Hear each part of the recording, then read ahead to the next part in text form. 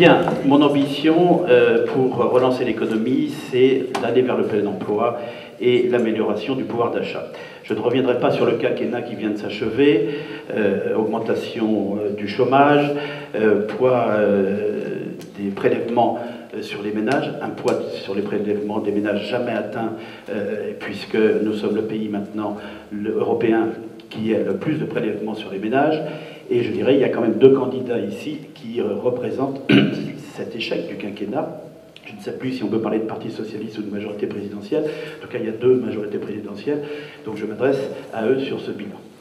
Moi, je voudrais juste rappeler un chiffre qui prouve plus que tout autre qu'il faut agir. Oui, agir. Ce chiffre, c'est 35 167. 35 167 €, c'est le montant de la dette par habitant.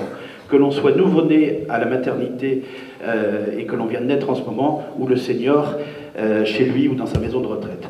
Ces dettes continuent sa progression chaque seconde. Nous allons être ensemble environ 2 heures ici. Savez-vous que quand nous allons nous quitter, nous aurons créé une dette supplémentaire de 19 millions d'euros. Cela n'est plus supportable. Nous ne pouvons plus hypothéquer l'avenir de nos enfants, tant économiquement, et on y reviendra peut-être aussi, au niveau de la planète. Il faut donc, pour relancer cette économie, réduire le déficit de l'État, pour tendre au plus vite à des budgets équilibrés. Vous, ménages, vous, mesdames et messieurs les maires, dans vos collectivités, vous avez l'impérieuse nécessité de faire des budgets équilibrés. Seul l'État, depuis 1974, ne réalise aucun de ces budgets équilibrés et qui amène cette dette à plus de 2 000 milliards d'euros. Il faut donc réduire ce train de vie de l'État. Réduire ce train de vie de l'État, c'est la réduction assumée de 300 000 emplois publics par le non-remplacement d'un fonctionnaire sur deux. Relancer notre économie, c'est aussi créer un véritable marché du travail avec la suppression des 35 heures, négociation par entreprise, la baisse des charges, ça a été dit tout à l'heure, je suis d'accord, sur les impôts sur la société pour les ramener à un niveau européen, non pas à 33%, mais à 25%.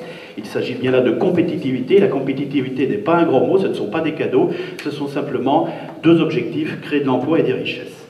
Je soutiendrai une réforme du Code du travail, et je n'oublierai pas non plus de défendre, de supprimer la directive européenne des travailleurs détachés. Un travailleur détaché qui vient en France doit être payé comme un salarié français avec les mêmes charges.